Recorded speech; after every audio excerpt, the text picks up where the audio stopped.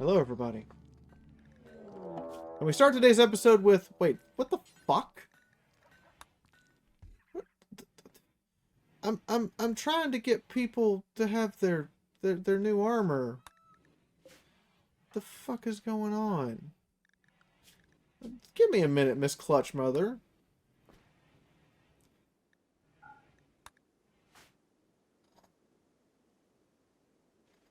A giant spider ready to lay a clutch of eggs. And I also see my baby indicator in the on the colonist bar is flashing, meaning any day now.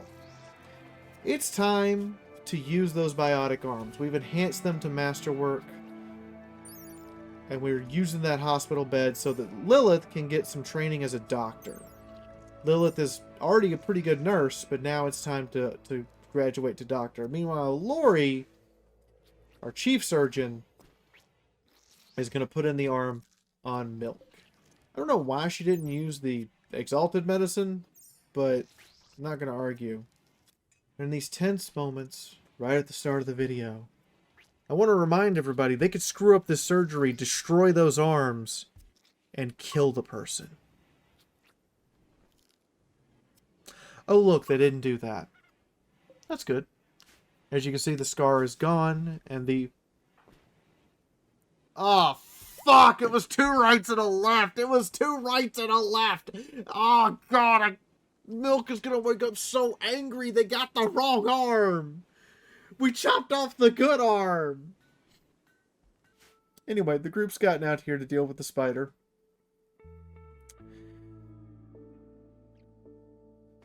And the first thing we do is set the fucker on fire.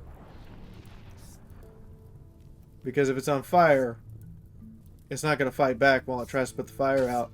Lori knocks it the fuck down. Then we finish it off. Good job. Oh god! Yugi! Yugi's on fire! Thank you for putting Yugi out, Lori. How did Yugi get set on fire there? Lori, can you transport Yugi back to a bed? I don't know how Yugi got set on fire, but that's not okay.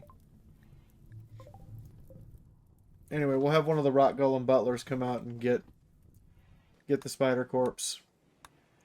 Just looking over. I don't realize Dragonator is it's the Dragonator weapon from... Honey! What? Where's my Dragonator? What? Where? Dragonator! Wait! Where? Why do you need to know? I need it! Don't you think about running off to doing no dares do? We've been planning this dinner for 2 months! The public is in danger! Evening's in danger! You tell me what Dragonator, woman! Fucking Monster Hunter. That makes me laugh that somebody chose to include that. But we've got 32-pounder cannons that has a heat shell, just in case you need it. We got swivel guns. We have mortars, fortress mortars, and cohorn. I don't actually know what a cohorn is. Can somebody tell me what a cohorn is in the comments? I'll be home tomorrow.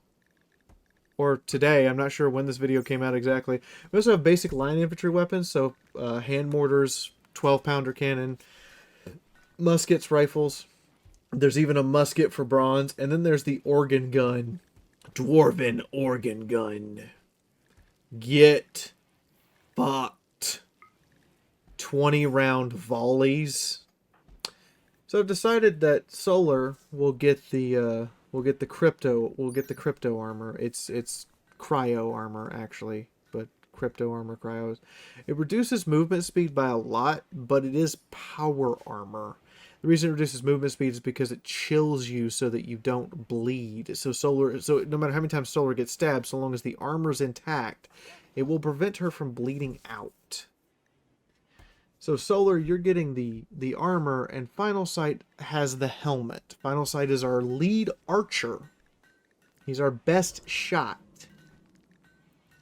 He's also one of our only shots, because we only have 2. Maybe converting some people over to use ranged weapons, looks at Stargazer. Don't judge me. You spend most of your time in the kitchen anyway. Giving you a ranged weapon will make too much sense. Also, bronze might be getting a ranged weapon in addition to their melee weapon, and anyone else who can carry a ranged weapon on top of things might, you know, get the Dwarven Ranger treatment. Finally, this place can be built into. And we decided this would be a crypt. The outer crypt. Damn you, Marcel! I told you they wanted violence, not violins. Good help is so hard to find, isn't it, kiddies? Want a little more champagne? The one where we put foreigners and objects of lesser value.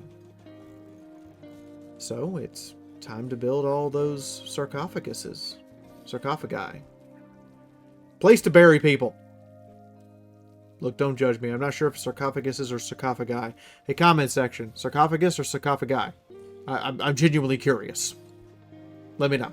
So everyone, this is the last episode before the before I get back from the convention. And a certain cat wants to let you know what's going to happen to you if you don't press the like button. Don't give her a reason. Press the button. We also need to put in doormats.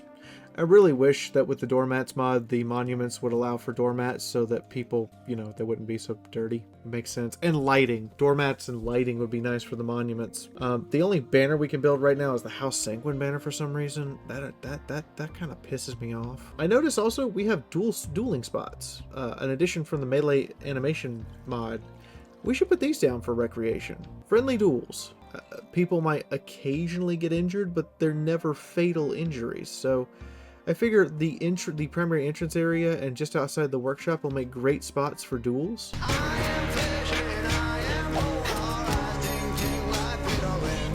But yeah, the melee animation mod provides dueling as a form of recreation hidden inside the miscellaneous folder. I don't know why it's in the miscellaneous. Oh shit, I'm in labor!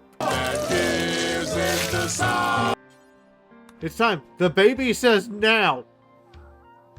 Orshin cleans up my room. Lilith is coming sprinting in. And just as I am disabled, here comes an infestation. Candledraw, Solar, and Lori are hard at work trying to repel the insects along with Yugi. Yugi is down. Lori's new primal abilities she's utilizing to kick in and get into the middle of the melee. I unleash Night Lexic from the flank, who's going to bash their way through there, and we're going to sit here and try to hold the line. Goddamn mega spiders. The enemies are down. Yugi and Yu-Gi-Oh! Are bleeding out. The Garland Tree Guardians that we got from Milk. And then it's just, or from Lilith, and then it's just a matter of slowly removing all of the various hives before they spawn more insects. And Candledraw putting the last one out of its misery in extra gory fashion. Final Sight's attending the birth of his child. Lilith is doing her best in her brand new helmet. And then we have an animation error. But I'd like to welcome James J. You know who you are in the comments. To the colony. Yeah, still got that animation bug. Give me a minute. We're gonna fix that animation bug. Alright, still haven't fixed the animation bug, but let's check out the genes. Ageless, female only, slow wound healing, innate magic, and progressive attunement, strong melee, superior dodge, and you got a mutation, robust, which is kind of a halfway point on the tough. Toughness gives you a 50% reduction in all damage received. You're getting a 25% reduction. But I'd like to welcome little baby James J. And she inherited the Barbarian tree, the melee combat wizard tree, the muscle wizard tree from her mother. And while we're researching advanced medicines like the Parisian and late medieval medicine, we're going to be advancing our technology through Lori's reverse engineering ability. military blades. And it knocks her out for a couple hours, but then she wakes up and goes, I know how to make a thing. And then tells everybody how to make the thing. So, I can't really argue with those results. A couple hours unconscious, an hour to cast the spell, and in 5 hours we suddenly know a thing that normally takes days. Awesome. Let's get Milk to recolor her armor now. She's got the fancy Zweihander hat because she is the master of the party. And in the meantime, Bronze is going to go earn his place. I renamed him to Bronze Haggard because he's our Haggard. He's our giant man who lives in the hut outside. It made too much sense. Let's see what this hammer can really do against a dare, which is a bear and a deer having a baby. And it turns out Bronze is pretty evasive for a giant. And that's my new rug. He might be greedy, but he's a good giant.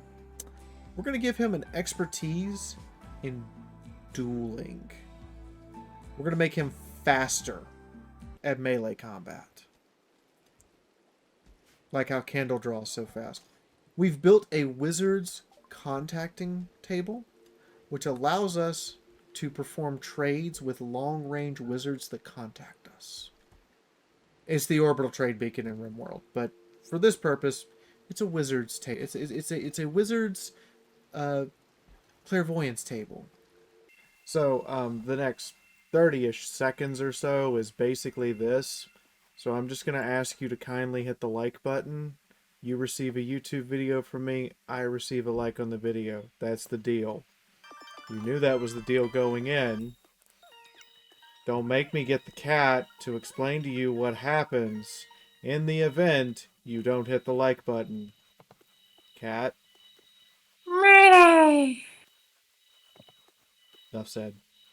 Enjoy the rest of the video. Let's get this trade done. We're gonna buy some gold. Buy those telescopes. Buy that natural armor potion called a day. Lori has a brain eruption type of moment. We now have mana potions, which is what that blue potion is on the ground. They fully restore your mana instantly. That's some of the extra new crops we've been growing. But Lori researches plate armor using her powers. You're about to see Lori use a lot of her power to research stuff for us rapidly and efficiently. One day I want to have enough gold that we can make cigars. You know, that was one of the original things I talked about, dwarven cigars. Straight up Dwarf Castro over here. Castro, secret dwarf behavior. Yeah, now I'm calling back to other episodes. I'm trying to decide who should get the potion of natural armor. Because it will give them a big armor augment.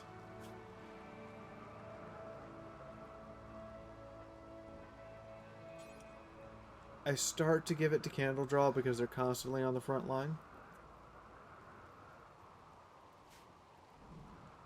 And I'm noticing, hey, Cole, we could use that.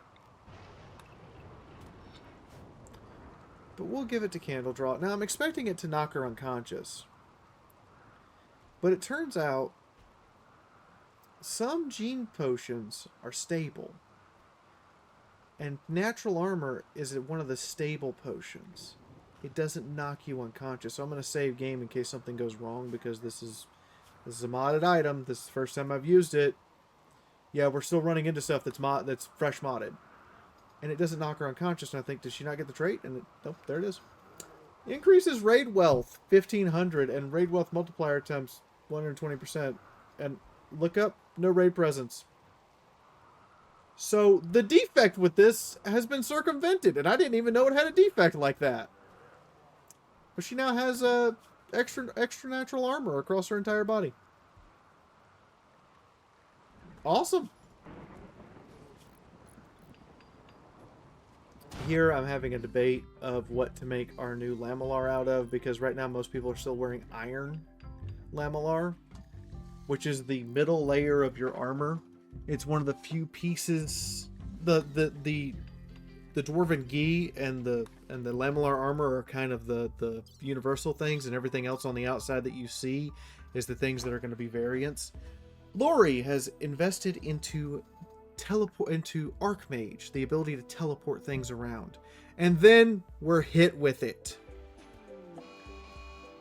We were getting ready to send out raids. We were getting ready for a big crop harvest. Toxic fallout. While we're stuck under toxic fallout, by the way, our enemies make a move against each other. The tribe of monsters facing off against dark elves. And it's not going well for the dark elves. The dark elves have even brought a child into battle. That's a child. That's an actual child. And that man is beating people over the head with an ancient artillery shell. Probably doesn't even know what the thing is. But the elves of the Black Legion fail to take the monster town. And the monsters are not having it, as even a kitsune with a hatchet has apparently shown up. And managed to repel them. And I see why they managed to repel them. For a brief second there on screen in the lower left corner, you saw an AK-47.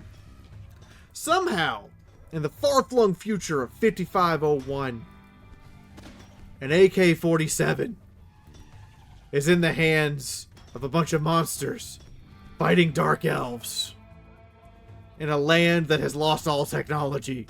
Somehow, an AK... Oh my god, she set all our friends on fire. But anyway, an AK-47 somehow survived to even be in that conflict. Go figure. We're not going outside to get that. It's not worth it. And like that, the Dark Elf settlement has been razed to the ground. And that one's actually close by. That affects us. Those Dark Elves are not going to show up to assassinate us again like they did back in episode 4 and nearly killed Stargazer. But we're locked inside now. This is one of those episodes where I have to sit here. And as I show you guys the base, it hasn't changed hardly any at all. There's been a couple of extra statues added, and the nursery is now fully in place. I have to make an episode interesting without leaving the base or without any major people coming in. Now, somehow this merchant is braving the toxic fallout. Clearly, he desperately needs fine dwarven crafts. Clearly, he desperately needs them straight out of Ozamar. This man needs them dwarven crafts so bad. He was willing to brave toxic fallout to come get them. I'm sitting here looking through stuff, figuring out what I have already researched, what Lori's already unlocked the secrets to, and what we still have to finish extracting. And yeah, it's a good day. It's a very good day. I also noticed they have a troll for sale. I'm going to sell them the latest Rocks Calf and call it a day. Lori's in here making the first sets of plate gloves, plate armor. This is where people are going to start getting drastically different armor sets. Bronze is the first one we're doing, by the way. The big man is the first one we're doing. Because we had to use his plate armor. You'll notice at the top of the screen, Bronze is wearing lamellar. We had to use his plate armor to unlock the secret to plate. Which means that part of reverse engineering is the item is destroyed in the process. It's gone forever. But that's where we're going to end. Locked down under toxic fallout. And for this episode, there is no next episode preview. I'll talk to you guys in episode 10.3, and then we'll see what all happens under toxic fallout in episode 11. Thank you all for being here. Bet you thought I wasn't going to say thank you to anybody in particular. Guess what, Kyle Christensen? I choose you. Thank you. I don't know why I chose you. I just did. That's all I'm saying. I'll see you all tomorrow. Good night. Boop.